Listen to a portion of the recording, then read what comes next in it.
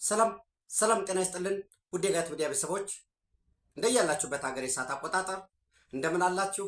እንደምን ቆያችሁኝ? ኢትዮጵያ ውስጥ ናችሁ ይህን ፕሮግራም ለምትከታተሉ ውድ ቤተሰቦቼ እንደምን ዋላችሁ ማለት ፈልጋለሁ። አይ ቲንክ እኔ ይህን ቀረጻ ሳደርግ ወደ እናንተ ለማድረስ በመላ አዲስ አበባ ስለ እውነት እላችኋለሁ 2 ክፍለ ከተማ ሲቀረኝ የንፋስ ስልክ እና አቃቂ ቃሊቲ እዛ ነው ያልሄድኩት። ከዛ ውጭ አቅሜ በፈቀደ ሁሉ በሁሉም ቦታ እየተዟዟርኩ በዋና ዋና መንገዶች ለመታዘብ ችያለሁ። አሬ ወጭ እንጋራ እያልኳቸው አይደለም፣ ከፍተኛ የሆነ ወጭ ለራይድ አውጥቻለሁ። በጠዋቱ ፕሮግራም ከወዳጆቼ ጋር ሆኜ ከአድዋ ሙዚየም እስከ አዲሱ ገበያ ጽዮን ሆቴል አካባቢ ድረስ በእግራችን ግራና ቀኝ አየን። የምርጫ ጣቢያዎች ላይ በሙሉ ያለውን የህዝብ ሰልፍ አየን። ከዛ በኋላ እኔ የምመርጠው ጽዮን የጋራ መኖሪያ ሳይት ጋር ስለነበረ የተመዘገብኩት ኦንላይን ነው በዲጂታል። እሱን ሄድኩኝ። ረዥም ሰልፍ ነበር። ተሰልፌ ጠብቄ መረጥኩ እና ሰው ነቅነቅ አይልም። ትንሽዬ ካፊያ ሲያካፋ የእውነት አይ በቃ ሰው ወደ ቤቱ የሚገባ ከሆነ ደግሞ ምርጫ የሚደረግበት ቦታ ጽዮን የጋራ መኖሪያ ኮንዶሚኒየሞች ሳይት ላይ ኮንዶሚኒየም ያለበት ስለሆነ ወደዛ የሚጠለል ከሆነ እኔ ልጠጋ እችላለሁኝ፣ ቶሎ ሊደርሰኝ ይችላል ብዬ ነበር። አላማያ እየተዟዟሩ ማየት ስለነበረ ነቅነቅ አላለም ሰው። ሁሉም አይነት የህብረተሰብ ክፍል፣ አረጋውያን፣ ወጣቶች፣ አካል ጉዳተኞች፣ በጡረታ ላይ ያሉ፣ በንግድ ዘርፍ ያሉ፣ የተለያየ የማህበረሰብ ክፍል እኔ ያየሁትን ስለ እውነት መሰክራለሁ። በዊልቸር የመጡ አሉ፣ ክራንች ይዘው የመጡ አሉ፣ አራሶች አሉ፣ ነፍሰ ጡሮች አሉ። ምርጫ መርጠዋል። ለእኔ የኢትዮጵያ ህዝብ ለምሳሌ በ1966 በወሳኝነት የሰለሞን ስርወ መንግስትን የለወጠው አመፅ ወይም አብዮት 3 ወሳኝ ግቦች ነበሩት እንደምታውቁት። አንደኛ መሬት ላራሹ የሚል ነው። የኢኮኖሚ ምንጭ የሆነው ወሳኙ ነገር በዚያ ዘመን ኦፍኮርስ አሁንም መሬት ጋር የተያያዘ ነው። ገና ኢኮኖሚያችን መዋቅራዊ ማሻሻያ ስለሚያስፈልገው ስቲል መሬት ላይ የተጣበቀ ነው። ሌባው ምኑ መሬት ላይ ሄዶ ሽጦ ደልሎ ምን ብሎ ነው። ከዚያ መላቀቅ መቻል አለበት። ወደ ካፒታል፣ ወደ ፈጠራ፣ ወደ ዓለም አቀፍ ንግድ፣ ወደ አገልግሎት መሄድ መቻል አለበት። ሽግግር እያደረገ ነው። አንዱ የኢኮኖሚ ጥያቄ ነው መሬት ላራሹ የሚል። ሁለተኛው የብሔሮች እኩልነት ነው።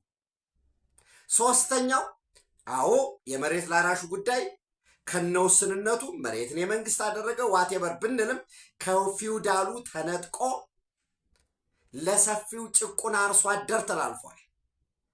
ዘን ይህንን መሬት አርሶ አደሩ ይዞታል። የመጠቀም መብት ነው እንጂ የባለቤትነት መብት የለውም።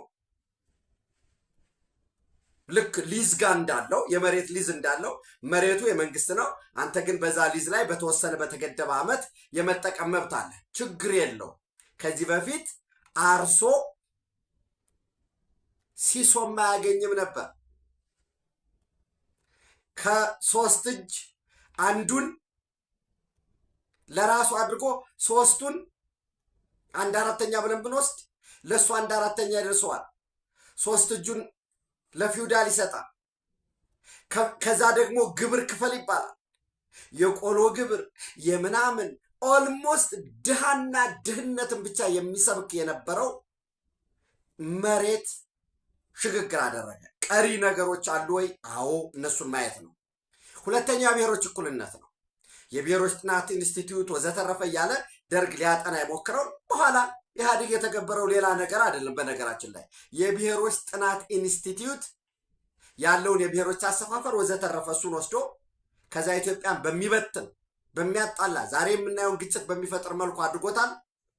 ዙሮ ግን ከነውስነቱም ውስንነቶችም የብሔሮች እኩልነት በቋንቋ፣ በሃይማኖት፣ በማንነት፣ በዘር፣ በነገድ ወዘተረፈ የሚከበርበት ስርዓት እንዲነብር ሆኗል። ሙሉ በኩሌ ነው ወይ? እንደው እንከን የለውም ወይ? አለው። ይኖረዋልም። ግን በመሰረታዊነት ይሄ ተመልሷል።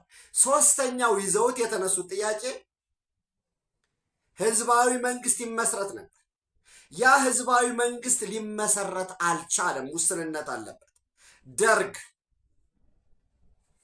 የሆነው ነው በስልጣን ነው የቆየው። በጉልበት ቆየ ስልጣን ላይ።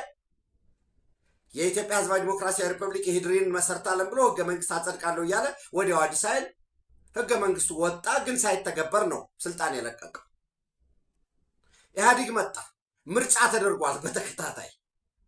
በዛ ሂደት ግን ኢትዮጵያ ወሳኝ የሆነውን በጂኦፖለቲካ ውስጥ ወሳኝ የነበረ አንከር ስቴት መሆን የምትችልበትንም ያደረጋትንም ከቀይ ባህር ተነቅላ የወጣችው በዚያ ዘመን ከውስጥም ባንዳዎች ስራቸውን ግን ከመሃል በሚዲያው በፕሮፓጋንዳው በምኑ ተወናብዶ አባቶቻችን ተወናብደው ቀይ ባህርን ያህል ነገር አሳልፈው ሰጡ። በየትኛውም ታሪክ ወንድሞቼ፣ እህቶቼ፣ እናት አባቱ፣ ቤተሰቦቼ በየትኛውም ታሪክ ተገንጣይ ላንድ ሎክድ ይሆናል እንጂ ማዘር ስቴቱ ዋናው ሀገር ላንድ ሎክድ የሆነበት ታሪክ የለም። ለምሳሌ ሱዳን ባህር በር አለ። ሲገነጠል ደቡብ ሱዳን ላንድ ሎክድ ሆነ። ከዩኤስኤስአር አገራት ሲገነጠሉ መገንጠል የሚለውን ተውና ፌዴሬሽኑ የሶቪየት ህብረቱ ሲፈርስ በ91 ወይ በኢትዮጵያ ዘመን አቆጣጠር በ83 ላንድ ሎክድ የሆኑ ሀገራት አሉ። በዛ በብላክሲም ይሁን ሲሾር የነበራቸው ደግሞ ሲያክሰስ ያገኘዋል። ኢትዮጵያ ግን ትልቋ ሀገር ኢትዮጵያ በር ተዘግቶባት የኤርትራ ፌዴሬሽን ወሳኙ ነገር ሌላው ነገር እኮ አይደለም፣ ኢትዮጵያ ሲአክሰስ እንዲኖራት የሚል ነው የተባበሩት መንግስታት ውሳኔ ቁጥር 390 ቁጥር 5 የሚለው የኤርትራ በፌዴሬሽን መዋሃድ እንጂ ከዛ ውጭ እኮ የለም። እኛ እንዲያውም በጭራሽ ከኢትዮጵያ ጋር አንመሳሰልም ያሉ ነበሩ ኤርትራውያን። አይ ኖ ኖ ኖ ኖ ኖ ቆላማው ፓርት ይሄ ከሰላን አዋሳኝ ያለው ለሱዳን ይሰጥ፣ እስከ አፋር እንዲያውም የተወሰነው ወደ ጅቡቲ ይሄድ፣ ደጋማው ፓርት ሐማሴንን ይዞ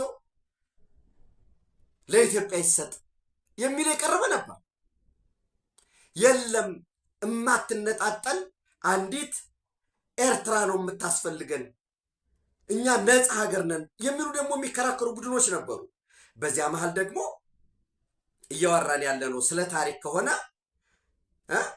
በዘመኑ ደግሞ ሪቫለሪስ ኢን ኤሪትሪያ በሚል ምን ይላል? ፍሮም አወር ስፔሻል ኮረስፖንደንት ኢን ኤሪትሪያ ብሎ ኤሪትሪያ ፖሰስ none of the qualities of geographically and cultural unity to support a claim to nationhood የሚል እነ ኒውዮርክ ታይምስ ይጽፉ ነበር። ሌላው ደግሞ የለም ፕሮ ጣሊያን የሚያስቡ ነበሩ። በእንግሊዝም ቆይ የሚል ነበር። ኤኒዌይስ አሁን ስለ ኤርትራ ለማውራት አይደለም አላማዬ። ህዝባዊ መንግስት ሳይመሰረት ቀረ። በዚያ መሃል ግን ህዝባዊ መንግስት እንመሰርታለን፣ ዲሞክራሲን እናነብራለን ያሉት ግን ውጤቱ በሽግግር ዘመን ኢትዮጵያን ዘግቶ የብሔር ፖለቲካን አነብሮ፣ የብሔር ፖለቲካ ደግሞ የብሔሮች እኩልነት አንድ ነገር ነው፣ ግን ከዋናው ከኢትዮጵያ ጋር የሚቃቃር ያንን አድርገው ዛሬ ተወሽቀ የሆነ ኮረብታ ውስጥ ወድቀው እንደ ዩጎዝላቪያ ኢትዮጵያ ልትበተን ነው ይላል። ሊበትን 24/7 ሰርቶ ኢትዮጵያን ባልተበተነበት ትናንት ዛሬ ዓለም ሁሉ ተሰብሰብ እያለ እንኳን ልትበታተን የመበታተን እድል ቢኖርማ ሌሎች ስንት የሚበተን ነበር አይደል እንዴ? የለም፣ አይፈቅድም። ይኸው ለሶማሌላንድ የሀገርነት እውቅና 35 ዓመት ሙሉ ጠይቃ ዋናው ኔሽን ስቴት ስላልፈቀደ አላገኘም። እንዲሁ እንደ ሀገር ልጠይቅ ብትል እየታሸህ እየተቆራመድክ ትኖራታለህ እንጂ አይቻልም። እዚያ ይደረሳሉ የሌላ ጉዳይ ነው። ለምን አንዳንዶች አሁን ምን እያሉ ነው? እና አፍሪካን ኢንተለጀንስን ጨምሮ ከምርጫ በኋላ ጦርነት ሊከፈት ይችላል። የለም ጦርነት የሚከፍት የለም ወንድሞቼ፣ እኔን ጀስት ትረስት አርጉ የሚባል ነገር የለም። ኢትዮጵያ በሰጦ መቀበል መርህ ጥቅሞቿን ፍላጎቶቿን ታረጋግጣለች። ገፍተህ ካልመጣ በቀር ያውም ገፍተህ መጣ የልማት ተግባራትን ሙሉ ለሙሉ ማትዘጋ እስካልዘጋ ድረስ ጦርነት አይኖርም። ከዛ ውጭ ዲፌንሲቭ ፖዚሽን ይኖራል። ዞሮ ዞሮ ዲሞክራሲ የህዝቦች ጥያቄ ነው የነበረው። በኢህአዴግ ዘመን ተከታታይ ምርጫዎች ተደርገዋል። 5 ተከታታይ ምርጫዎች። በእነዚህ 5 ተከታታይ ምርጫዎች ምን ውጤት ነበረ? ምን ጉድለት ነበረ? እሱም መመርመር ነው። 6ኛው ምርጫ ባለፈው ተካሂዷል። በዚያ ምን ተገኘ? ምን አጣን? መመርመር ነው። አሁን 7ኛው ምርጫ ግን ማረጋገጥ የሚችለው እኔ የመንግስት ቅንጣት ታክል ስልጣን ስላለኝ አይደለም እነግራችሁ። 7ኛው አገራዊ ምርጫ ግን በህዝብ ውክልና በዲሞክራሲ ልምምዱ ከፕሮሲጀራል ይሄ መመዝገብ፣ የሰዓት ማከፋፈል፣ ያለችዋን በህጓ መሰረት ገንዘብ መስጠት፣ የምርጫ ቅስቀሳ ወዘተረፈ ከሚባለው ባለፈ ህዝብ ተወካዮች ውስጥ በአስፈጻሚ ውስጥ የተሻለ የኢትዮጵያን ድምፅ ይሰማል። ለምን? ክቡር ጠቅላይ ሚኒስትሩን አምነዋለሁ። ያንን የሚያሳይም ለብዙ ተፎካካሪ ፓርቲዎች እኮ ተለቆላቸው ተወዳድረዋል። ብልጽግና ለቆላቸዋል ማለት እርስ በራስ አልተወዳደሩም ማለት አይደለም። ሰው የተሻለው ይምጣ። ለከሌ ተለቀቀለት የሚባል የለም። ብልጽግና ለምሳሌ የሆነ ክፍለ ከተማ አዲስ አበባ ላይ አልተወዳደርም ማለት ሌሎች ፓርቲዎች ለህዝብ ተወካዮች ምክር ቤትም አልተወዳደሩም ማለት አይደለም። በአዲስ አበባ ደረጃ በሁሉም ክልሎች ደረጃ የተሻለ ድምፅ ልናይ ተስፋ እናደርጋለን። በተመሳሳይ 8ኛው ሀገራዊ ምርጫ እድሜ ይስጠን እግዚአብሔር አያልቅበትም። እኔ ተስፋ አደርጋለሁ የዛሬ 5 ዓመት ደግሞ ደርሰን እንድናይ። ያኔ የምትመጣ ኢትዮጵያ ደግሞ ዛሬ ካለችው ኢትዮጵያ ሙሉ ለሙሉ በሚባል ደረጃ የተቀየረች ነች። በህዝብ ብዛትም፣ በኢኮኖሚ አቅሟም፣ በአስተሳሰብ በሳቤ ደረጃ ተስፋ ማረገው 48 ምናምን የሚባል ፓርቲ ጥሩ ነው፣ መሻሻል አለው። እውነት ለመናገር በኢህአዴግ ጊዜ የነበረው የተቀፈቀፈው ብዙ ነበር። 42 የፖለቲካ ፓርቲዎች አሉ እንደምታውቁት። ከነዚህ 42 ውስጥ 16 የሚሆኑት በግንባርና በጥምረት ነው። በሁለት ጥምረት አንድ በግንባር አንደኛው ጥምረት 8 አንደኛው ጥምረት 4 ይዞ የትብብር የሚባለውን ጨምሮ አንድ በግንባር ነው። 16 ፓርቲዎች በ3 ነው የተወዳደሩት። 26 ደግሞ በተናጠል ስንደምረው ስንት ይሆናል? 42 ይመጣል። ተስፋ የማደርገው ቀጣይ ዓመት ቀጣይ ዘመን ላይ የቀጣይ ምርጫ 8ኛው ምርጫ ላይ ደግሞ ቢያንስ እኔ ግዙፍ የሚባሉ ግዙፍ ፓርቲዎች ኮምፒት የሚያደርጉ የትምህርት ፖሊሲው የከሌ ይሻላል፣ የጤና ፖሊሲው የከሌ ይሻላል፣ የመሰረተ ልማት ፖሊሲው የከሌ ይሻላል የሚል ልክ 97ኛ በእድሜያችን በደረስንበት ያንን እንዲያመጡ ተስፋ እናደርጋለን። የተሻለ ይሆናል። ቢያንስ የዛሬ 5 ዓመት ውድ እህት ወንድሞቼ፣ የጋት ሚዲያ ቤተሰቦች ተስፋ የማደርገው እኔ በእርግጠኝነትም ደግሞ ይሆናል የምለው አንደኛ ኢትዮጵያ ያኔ ስንገናኝ የቀይ ባህር ተዋሳኝ ሆና ነው የምንገናኘው። ለዚያ ነው ይሄንን ለመቀልበስ ነው። ከዚህ በፊት ኦልሞስት 1 ዓመት ብሎ ያወራነው አለ። ዲስራፕቲቭ ፎርስ እየተባለ የሚጠራው እስራኤል፣ ዩናይትድ አረብ ኤሚሬት፣ ኢትዮጵያ፣ ኬንያ፣ ደቡብ ሱዳን ያሉበት ከጀርባ አሜሪካ የሚዘውረው ዲስራፕቲቭ ፎርስ ቸንጅ የሚፈልግ በዚህ ቀጠና ዘጀሩሳሌም ፖስትንም የእስራኤሉ ተነባቢ የፖሊሲ ጋዜጣም ወደ እናንተ አድርሻለሁ። ምንድን ነው የሚለው? የመካከለኛው ምስራቅ ፖለቲካ የሚወሰነው አፍሪካ ቀንድ ነው። እንዲያውም ኢትዮጵያ የቀይ ባህር ባለቤት መሆን መቻል አለባት ብሎ ነው። እኔ ከቺስ ያወጣሁት ይመስለዋል ሰው። እንደዛ አይደለም። ሚድል ኢስት ፊውቸር ሜይ ቢ ዲሳይድድ ኢን ዘ ሆርን ኦፍ አፍሪካ ዘ ጀሩሳሌም ፖስት ማርች 15 2026 ነው። ገብታችሁ አንብቡት። ስለ ቀይ ባህር ያወራል። ኢትዮጵያ የግድ የቀይ ባህር ተዋሳኝ መሆን አለባት ይላል። ኢትዮጵያ አንከር ስቴት መሆን መቻል። በነገራችን ላይ አንከር ስቴት ማለት አንድ ግዙፍ ስቴት ይኖርና ሌሎች ሀያላን የሚባሉ ሀገራት በዚያ ቀጠና ለምሳሌ በዚህ በምስራቅ አፍሪካ ደቡብ ሱዳን፣ ኤርትራ፣ ጅቡቲ ወዘተረፈ የሚባለው ይቀርና ከኢትዮጵያ ጋር በሚፈጠር ግንኙነት ኢትዮጵያና አሜሪካ ጠንካራ ግንኙነት ካላቸው፣ ኢትዮጵያና ሌት ኤክስ ቻይና ካላቸው የሚፈለገውን በኢትዮጵያ ተጽዕኖ ደግሞ እነዛ ውስጥ ይወድቃሉ ማለት ነው። ታስ አንከር ስቴት ቲዮሪ ያለው ወደፊት እሱንም ልናይ እንችላለን። ስለዚህ አንድ ኢትዮጵያ የቀይ ባህር ጠረፍ ተጋሪ ትሆናለች። በኤኒ ሚንስ ሊሆን ይችላል። ኤኒዌይስ ልክ የዛሬ 5 ዓመት የኢትዮጵያ ባህር ኃይል በቀይ ባህር ላይ ቤዝ አለው። ደን አንድ ሁለት በሊዝ ነው ወይ በምንድን ነው ወይ ዋት የበደከ ኢትዮጵያ የራሷ የምታስተዳድረው ወደብ ይኖራታል። በአባይ ወንዝ ላይ 2 ግድቦች ይገነባሉ። የአንደኛው ግድብ ግንባታ ተጠናቆ አንደኛው ግድብ አልቋል። ሁለተኛው ግድብ 70-80% ደርሷል። በተመሳሳይ በባሮ አኮቦ ላይ የሚሰራ ሌላ ግድብ እሱ እስከ 6 ዓመት 7 ዓመት ድረስ ይፈጃል። ኤኒዌይስ 67% ደርሷል። እነዚህ ወሳኝ በሚባለው ስለ ናይል ነው የማወራቸው። በተመሳሳይ በግቤ ወንዝ ላይ አሁን ያለው 76-77% ደረጃ የደረሰው የግቤ 4 ኮይሻ ተጠናቆ ልክ ይሄ በተመረቀበት ቅጽበት በበነጋው ግቤ 5 ይጀምራል። እዛው ወቢወልድ ግሩፕ ሳሊኒ ይጀምራል። ሶስተኛ የቢሾፍቱ ዓለም አቀፍ አውሮፕላን ማረፊያ ምዕራፍ 1 60 ሚሊዮን ተጓዦችን የሚያስተናግደው አልቋል። በተመሳሳይ ከቢሾፍቱ ቦሌ ዓለም አቀፍ ኢንተርናሽናል ኤርፖርት ያለው እጅግ ፈጣን የሆነ የኤሌክትሪክ ባቡር ተጠናቋል። የዛሬ 5 ዓመት ስንገናኝ የአፈር ማዳበሪያም ግንባታው ተጠናቋል። 1200 ሜጋዋት የሚያመነጭ የጂኦተርማል እዛው ጋር ከጋዝ የሚመነጭ ኤሌክትሪክ አልቋል። ከጅቡቲ ወደ ኢትዮጵያ የሚዘረጋ 130 ኪሎ ሜትር የተጣራ ነዳጅ ማስተላለፊያ ግንባታ አልቋል። በነገራችን ላይ ይህን ስላችሁ በትናንትናው ዕለት የተለያዩ ሚዲያዎች ያወጡትን አይታችሁ ከሆነ ጅቡቲ የኢትዮጵያን ድጋፍ እፈልጋለሁኝ፣ ጅቡቲ 6 ኢትዮጵያስ ባኪንግ ቱ ቢልድ ዳመርጆግ ኦይል ዲፖት።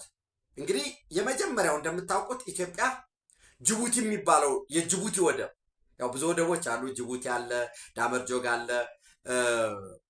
አንድ ግብጾች እናስፋፋዋለን ብለው የመጡ ለአሁን ለሳውዲ አረቢያ የተሰጠ አንድ ሌላ ፖርት አለ። ይሄ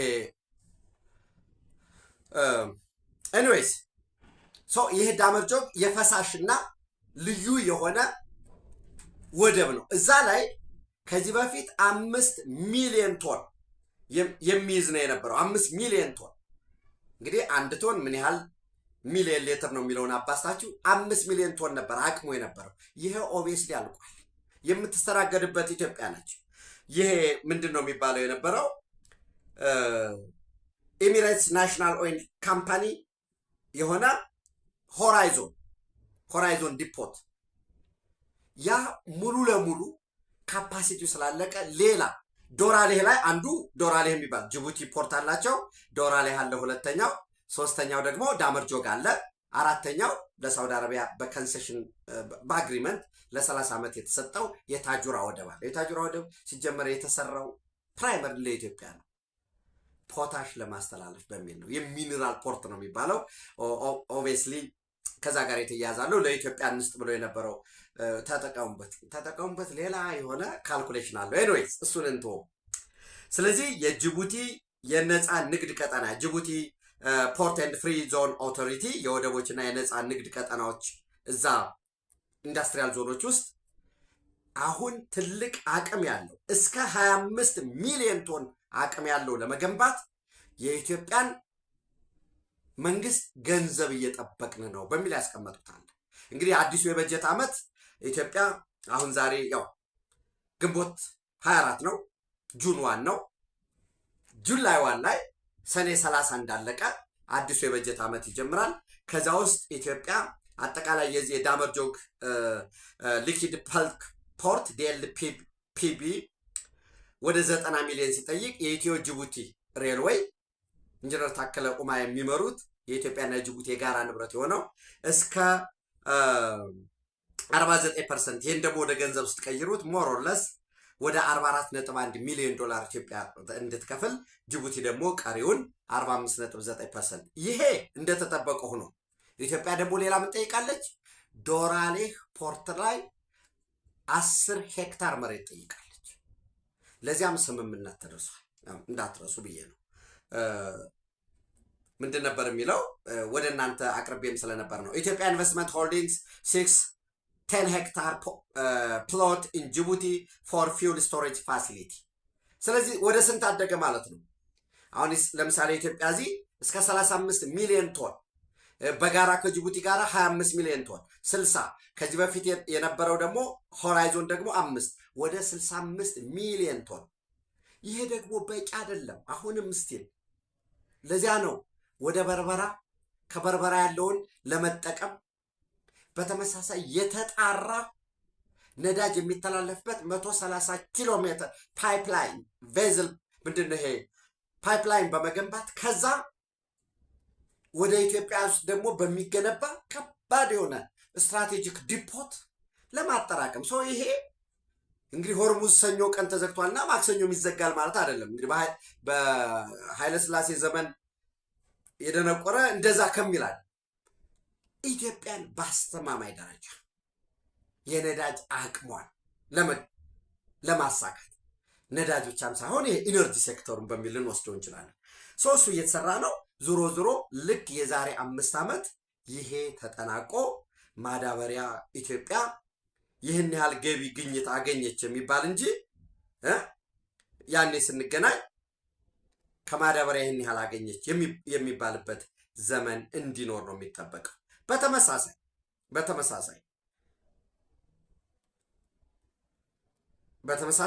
በአዲስ አበባ 3ቱም አቅጣጫ ፈጣን መንገድ ግንባታ እየተፋጠነ ነው። ያኔ ለምሳሌ አንዱ ከአዲስ አበባ ደብረ ብርሃን አጣዬ ዘንድ ይሄ ከሚሴ አድርጎ ኮምቦልቻን ነክቶ እስከ ደስ የሚሄድ አንድ አለ። ሁለተኛ አዲስ አበባ በዚህ ፍቼ ገብረ ጉራቻ ደብረ ማርቆስ የሚደርስ 2። ሶስተኛ አዲስ አበባ ጅማ፣ 4ኛ አምቦ አለ። ይሄ እንትን እየተሰራ ስለሆነ በሚል ነው ሞሮለስ አልቋል። ከአዳማ ደግሞ እንደገና ይሄ ሞጆን ይዞ እስከ ሐዋሳ ድረስ የሚደርስ ተጨማሪ አሁን ያሉ ግንባታቸው የተጠናቀቀ በሂደት ላይ ያሉት አንዳንድ ቴክኒክ ማሻሻያ የሚጠይቁት ሞሮለስ በጦርነቱ ወቅትም ጉዳት የደረሰባቸው ስተጠግኖ የአዋሽ ኮምቦልቻ ሀራ ገበያ ሙሉ ፋንክሽናል ሆኖ በተመሳሳይ ከሀራ ገበያ መቀሌ ያለ ባቡር ግንባታ ሞሮለስ ጫራታ የተገባለት ውል የታሰረለት ስለሆነ እሱም ይጠናቀቃል ማለት ነው። ኢትዮጵያ የተጣራ ነዳጅ ምርት ማምረት ትጀምራለች። እስከ 35% ገደማ የሚሆኑ የሀገራችን ተሽከርካሪዎች ጋዝ ተጠቃሚ ይሆናሉ። ኦፍኮርስ አንድ ያነበብኩት ዳታ እስከ 45 እስከ 48 እናደርሳለን የሚል ነው። ከሶማሊላንድ የበርበራ ወደብ ወደ ጎዴ እንዲሁም ወደ ድሬዳዋ የሚዘረጋ 3.57 ኦፍኮርስ አሁን ወደ 4.17 አድጓል። ሶማሌ ጋርዲያን ያወጣው ጊዜ ኤኒዌይ 3.57 ቢሊዮን ዶላር የሚፈጅ የባቡር መስመር ዝርጋታ ይኖራል። ሌላው የ5000 ኪሎ ሜትር የባቡር መስመር አለ። እነዚህ በሙሉ ከቀይ ባህር ጋር ከፓወር ባላንስ ጋር ያለ አሰላለፍ እስራኤል፣ ዩናይትድ አረብ ኤሚሬት፣ ኢትዮጵያ፣ ኬንያ፣ ሳውት ሱዳን የደሱ ሞሮለስ ያኔ አንደኛው ምዕራፍ ተጠናቋል። ጅቡቲ ኢትዮጵያን፣ ሳውት ሱዳንና ኡጋንዳን አልፎም ወደ ብሩንዲ አካሄድ ተሳስሮ እቅዱ እንግዲህ በዛኛው ሳይድ እስከ አትላንቲክ ኦሽን ማገናኘት። እነዚህ በሙሉ ለውጥ የሚያመጡ የኢትዮጵያን የእውነት በቀይ ባህር ቀጠና በአፍሪካ ቀንድ ሀያል ጠንካራ ሀገር የመሆን በ2050 የዛሬ 24 ዓመት 1.6 ትሪሊዮን ዶላር ኦፍኮርስ የኢትዮጵያ መንግስት ደግሞ የሚያቅደው እስከ 2.1 ትሪሊዮን ነው። ያ እቅድ ነው ያለው። ይሄንን ለማሰናከል ምርጫ እንዳይደረግ፣ በነገራችን ላይ ምርጫ እንዳይደረግ ሲባል ምርጫ ተደረገ አልተደረገ ከሚል ክርክር ሁሉ እንውጣ። ወይንም ኢትዮጵያ ውስጥ ለምሳሌ አሁን አንድ ፋክት እንውሰድ። የምርጫ የዲሞክራሲ ጉዳይ አሳስቧቸው ነው መቼም የሀገር ልንል አንችልም፣ የምታውቁት ስለሆነ ማለት ካልተወሻሸም ብዬ ነው። አንደኛ ፖል ቢያ ለምሳሌ ከ1982 ጀምሮ ወደ 44 ምናምን ፕላስ አመቱ ነው አሁን ስልጣን ላይ ያለው የካሜሩን ፕሬዝዳንት። ስለሱ የኢትዮጵያን ያህል ተዘምቷል። እሱ ማየት ያስፈልጋል። ፖል ቢያ 93 አመቱ ነው። ስልጣኑ ከጨረሰ 7 አመት ስለሆነ 100 አመት ነው የሚሆነው። እኔ ጎረቤቶቻችን ስለ ጅቡቲ ፕሬዝዳንት ማውራት እንችላለን፣ ስለ ሩዋንዳ፣ ስለ ኡጋንዳ ማውራት እንችላለን።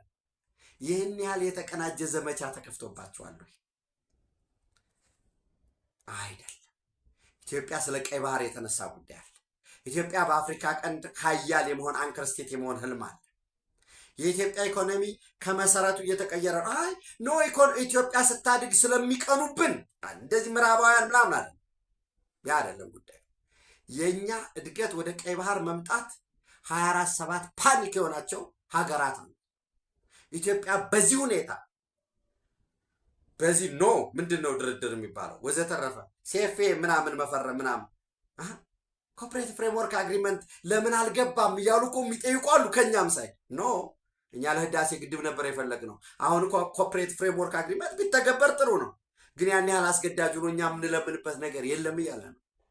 ደግሞ እርግጠኛው ነው ከግብፅ ጋርም ቀይ ባህርን በተመለከተ ስምምነት ላይ ይደረሳል።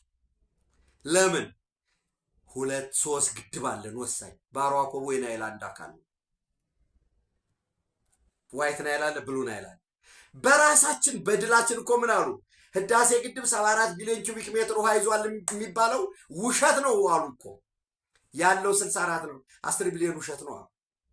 ሳክሰስህን እንኳን ሬዲኩል ሊያደርጉ ልክ ምንድነው አንዲት ቀበሮ ነች ይመስለኛል ልትበላ ስትዘሉላ መጣጣ ነው አለች እንደሚባለው። ዞሮ ዞሮ ምርጫችንን መርጠናል።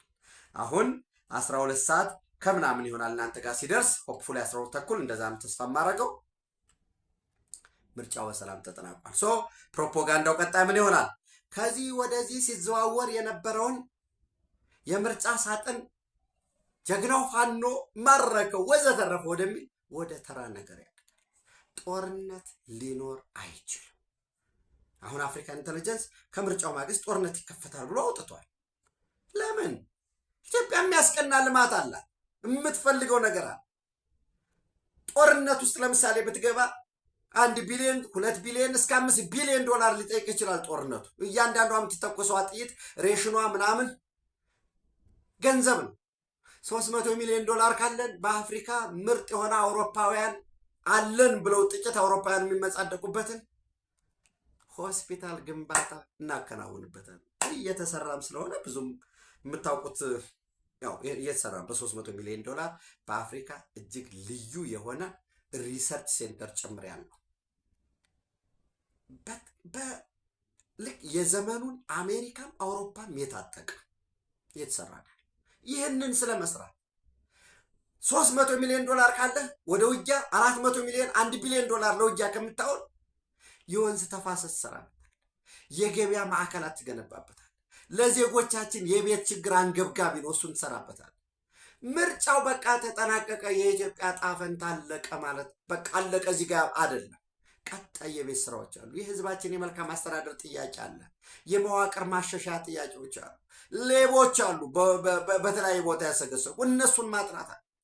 የህዝቡ የቤት የውሃ የንጹህ መጠጥ ውሃ የመልካም አስተዳደር፣ እነዚህ ሁሉ ችግሮችን መፍታት እንደገና ይጠይቃል። ለዛ ነው ክቡር ጠቅላይ ሚኒስትሩ ከመራጮች ይልቅ ለተመራጮች አዝኛለሁ። እንዲህ የተዘመተው ዘመቻ በ100 ሚሊዮን ዶላሮች ወጥቶ ጥይቱ፣ ስንቁ፣ ፕሮፓጋንዳው ሁሉ ተሰርቶ እምቢ ብሎ ነቅሮ የወጣ ህዝብ እንዴት አድርጌ ነው የማገለግለው የሚለው የቤት ስራ ነው። ለመስራት ዝግጁ ነኝ ብለዋል ክቡር ጠቅላይ ሚኒስትሩ።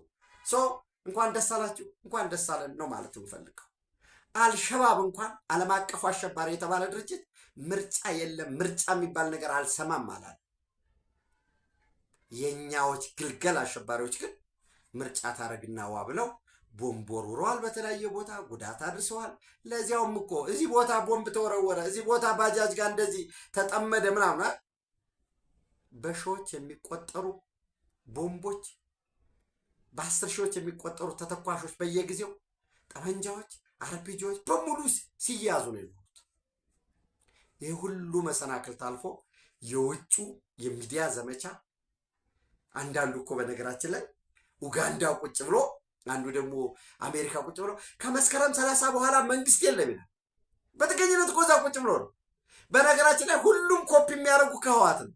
ህዋት እኮ ከመስከረም 30 በኋላ መንግስት የለም ስትል የነበረው የክልል መንግስት ይዛለች፣ ትጥቅ ይዛለች፣ ምን ይዛለች፣ አታዘዘኝም አላዘዘህም ነው። ካምፓላ ተቀምጠ መንግስት አለ የለም ብትል ምንድን ነው? በቃ የለም ብለሃል፣ የለም ብለሃል እየታገልከ የለም በቃ ውሰድ። ምን ልታረግ ነው? በጀት አልቀበልም ልትል ግብር አልሰባ። በተመሳሳይ የህወሓት ዛሬ ያሉ ጀኔራሎች በኮቴሽን ውስጥ አስገቡልኝ። እነዛ ጀኔራሎች በውጊያ ዘመን ክላሽ ይዘው ምን ይዘው ነው ስናያቸው የነበሩ። አሁን በባለፈው ጦርነት ዘመን ከዘራ ይዘው ምናምን የታዩት አርጅተው ነው፣ ደክሟቸው ነው፣ ዳገት ቁልቁለት መውጣት ከብዷቸው። እዚህ የፋኖ ታጣቂ ነኝ ብሎ በ25 በ28 ዓመቱ ከዘራ ይዞ ይጀነናል። ሁሉ ነገር ኮፒ የሚደረግ ከዛ ህወሓት ደግሞ ኮፒ የምታደርገው አላት። ያኛው ኮፒ የሚደረገውም ደግሞ ኮፒ የሚያደርገው አለ። ያሳዝናል። ኤኒዌይስ ህወሓትም እንኳንስ ደፍራ ልትዋጋ መተንኮሳቸው ይቀራል ማለት አይደለም። ዞሮ ዞሮ እነሱም እርስ በርስ እየተገማገሙ ነው። ሰላም ነው የሚሻለን።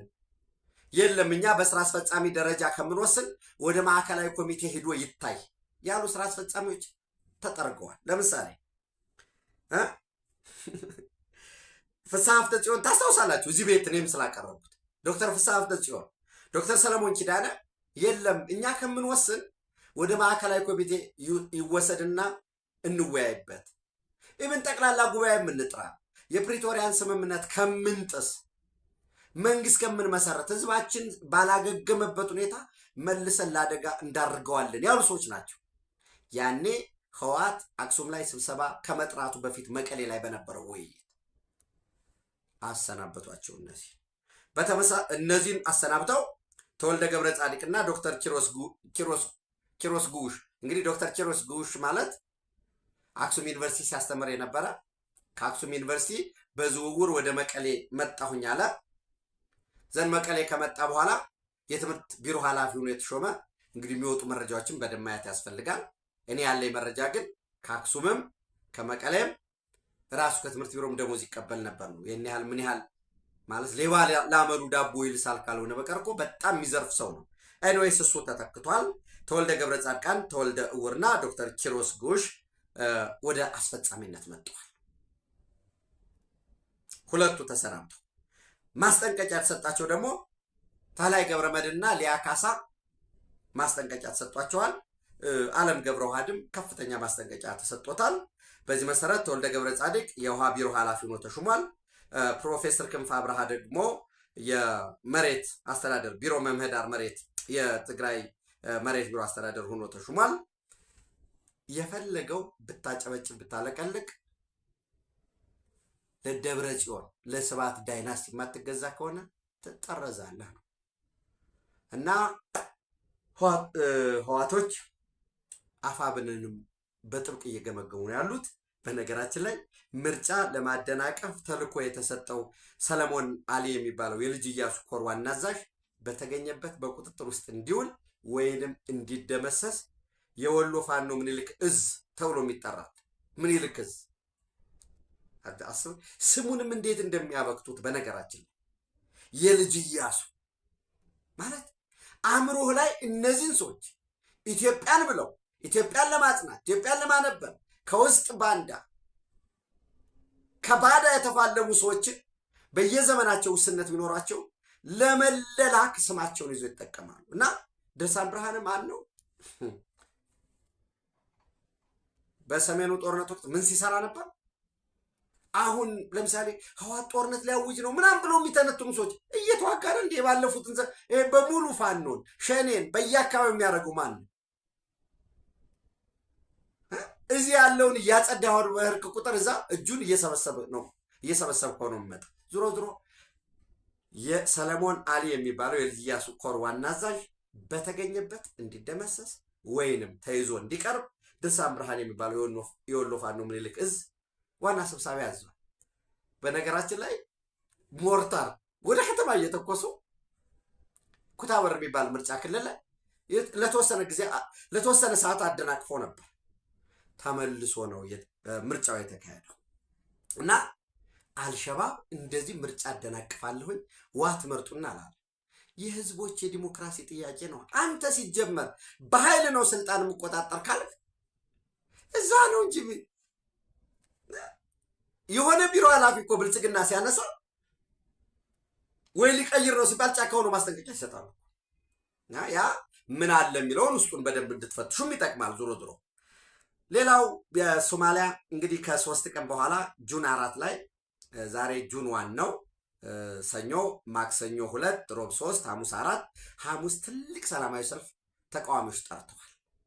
ይህን ተከትሎ ወደ ግጭት እንዳያመራ በሚል የአሜሪካ መንግስትን ጨምሮ በሶማሊያ የዩናይትድ ኔሽን ትራንዚሽን ሚሽን ኢን ሶማሊያ UNTMIS ወደ 18 አካባቢ ሀገራት ፈርመው ተነጋገሩ። የመንግስት ሐሰን ሼክ መሐመድ የሚመራው ፓርቲና የሶማሊያ ፊቸር ካውንስል የሚባለው ወይንም ተፎካካሪ ፓርቲው ተነጋገሩ እያሉ በዚህ ውስጥ አልሸባብ ዋቱ መዘገቡና እስካሁን አላል። አልሸባብ ምርጫ እንዳይካሄድ ብሎ ዋይት ሃውስ ፊት ለፊት አልወጣም። ወይንም ምርጫ እንዳይካሄድ ብለው ሰልፍ የወጡ ሶማሊያውያን ለመጀመሪያ በዓለም ታሪክ ምርጫ እንዳይካሄድ ተብሎ ሰልፍ የተደረገ አፍሪካ ውስጥ ለዛውም የኢትዮጵያ ተወካዮች ናቸው ዋይት ሃውስ ፊት ለፊት ሄዱ። ይሄ የሀፍረት ታሪክ በደንብ ተመዝግቦ ለትውልድ ሊተላለፍ የሚገባል። ቅሌ ሆኖ ማለት አውስትራሊያ፣ ቤልጅየም፣ የአውሮፓ ህብረት ተወካይ፣ ፊንላንድ፣ ፍራንስ፣ ጀርመን፣ አየርላንድ፣ ጣሊያን፣ ኔዘርላንድ፣ ኖርዌይ፣ ፖላንድ፣ ፖርቹጋል፣ ስፔን፣ ስዊድን፣ ስዊዘርላንድ፣ ዩናይትድ ኪንግደም፣ ራሱ የዩናይትድ ኔሽን ትራንዚሽን ሚሽን ኢን ሶማሊያ። አሁን ደግሞ ይህንን ቀረጻ ወደ እናንተ ላቀርብ ሳይ በሶማሊያ የአሜሪካ ኤምባሲም በተመሳሳይ ይህን መግለጫ አውጥተዋል። ምንድን ነው የሚለው መግለጫው? ዘ ሲግናቶሪስ ይላል።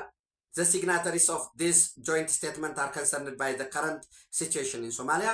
We call on all sides to resume dialogue as soon as possible and to swiftly reach consensus on the election roadmap in the interest of the Somali people. The international community stands ready to assist in Somali-led talks should they be requested. ለመደገፍ ዝግጁ ነው ምናምን ይላል። የግብጽ በለው የምን በለው ሲኤንኤን በለው ቢቢሲ፣ አልጀዚራ እነዚህ 18 ሀገራት ኦልሞስት ከአሜሪካ ጋር ወደ 19 ተቋማት እና ሀገራት ያወጡትን ነገር ባላየ ነው። ኢትዮጵያ ውስጥ ታምር እየተሰራ ስለሆነ ወዳጆች፣ ኢትዮጵያ ውስጥ ችግር የለም፣ በቃ ሁሉ ነገር አልጋ ባልጋ ነው አላልኩ። ግን ከጥልቅ እንቅልፍ የነቃ ሀገር መንገዱን ሮድማፑን አስቀምጦ ወደዛ እየሄደ የዘመናት የታሪክ ስብራት መስተካከል አለበት እያለ ግዙፍ ኤርፖርት፣ ግዙፍ መሰረተ ልማት፣ ግዙፍ የከተማ መታደስ። አሁን ይህን የከተማ መታደስ 10,000 ሰዎች ተፈናቅለው ምናምን ብሎ ዶቼ ቬለ ይዘግባሉ። ጉዳዩ ከዚያ ያዘለለ ነው። እንደዛ ዳታውን መሬት ላይ ያለውን ኢትዮጵያውያን እዩት። ብዙ በእነዚህ ሚዲያዎች ላይ ደግሞ ብዙ ይጠቅሙናል፣ ችግራችንን ያሳዩልናል። ብዙ አወዳሽ አንጋሽ አይደለም የሚያስፈልገው ለአንድ ሀገር። ግን አዲስ አበባ 360 ዲግሪ በአማጽያን ተከባለች ብለው መሪው ለቆ እንዲወጣ ሰራዊቱ ጠመንጃ እንዲያስቀምጥ ሲገፋፉ ለነበሩ አካላት ልሳን የነበሩ ናቸው።